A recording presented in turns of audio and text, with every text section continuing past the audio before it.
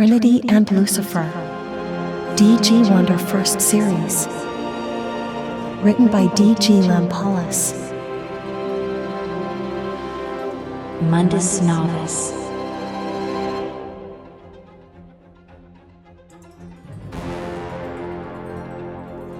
Chapter 19, End of Days.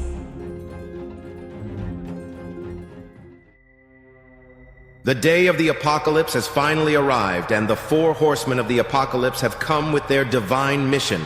They attack the current order of the universe, where everything is numb and there is bloody slaughter. Nature is destroyed, unbalanced and scarred. The four horsemen aim to destroy the existing universe and start a new era. At this time, Rahu's dark universe has been destroyed, and most of the Asura clan has been wiped out in this battle.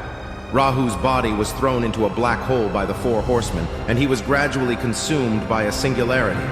In fact, Rahu had seen his own fate in his own multiple universes when he had his second encounter with Trinity. However, he did not tell Trinity about his own end, but hoped to use his own power of light to repel the four horsemen of the apocalypse. Anu's memory during his sacrifice was also hidden in Rahu's soul.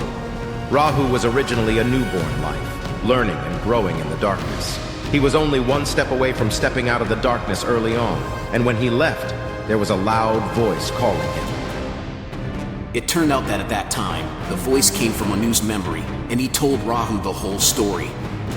After knowing the beginning and the end of the matter, Rahu stopped and chose not to step out of the abyss. He believed that this was the destiny chosen for him.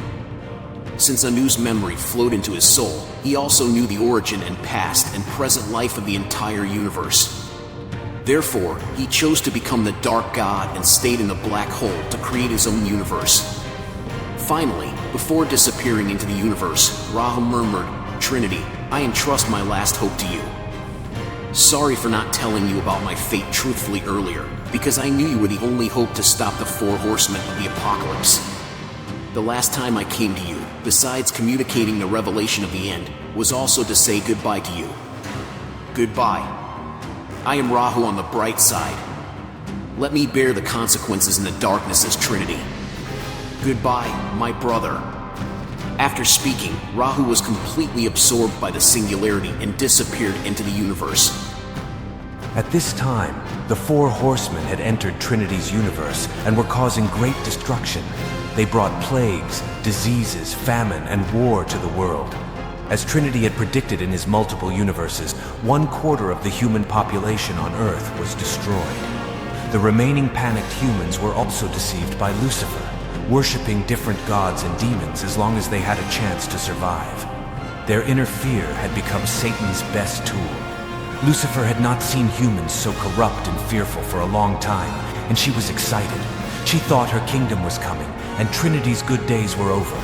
Lucifer deceived humans in the form of a dragon, constantly threatening them, making the lost humans more desperate in the face of the end.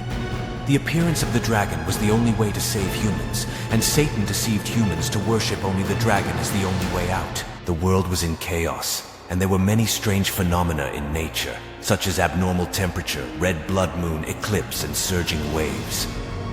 Because the current situation was heavily in favor of Satan's army, Lucifer was complacent and launched an attack on the angel army.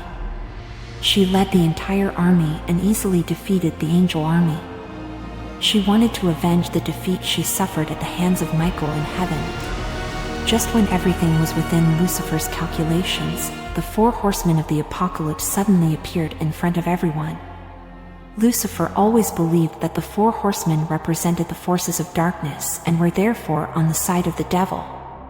But unfortunately, the four horsemen killed any living being they encountered, regardless of whether they were angels, Satan, or humans. They had only one goal: to destroy the universe and bring about the end of the world. At this moment, all life present at the scene suffered severe killings from the four horsemen. Lucifer saw that a large number of Satan's army were unable to withstand the four horsemen and suffered calamity, and she was both sad and angry. She instantly changed her attack target from Michael to the four horsemen. Michael also knew that the real enemy at this moment was the four horsemen. If they were not stopped, the entire universe would be destroyed. This was the first and only time that the gospel angel and Satan united to resist the enemy. Michael blew the horn of the angels, and the 7 archangels also blew their horns together.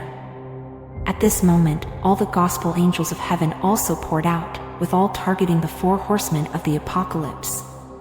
At the same time, Satan's army also understood that they had to unite to save their own universe from destruction, and they fought alongside the gospel angels. At this moment, Lucifer understood her heavy responsibility. She wanted to protect her world, her homeland, and her people.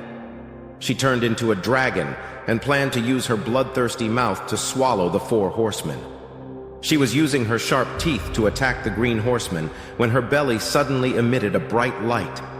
This light traced from her belly to her back and circled back to the starting point. At this moment, Lucifer's dragon body was split in 2. The green horseman used his scythe to cut open the dragon's body from the inside and jumped out of the belly in an instant. At this moment, she was chased by the other horseman and was ready to release her bloodthirsty mouth towards the 2nd horseman.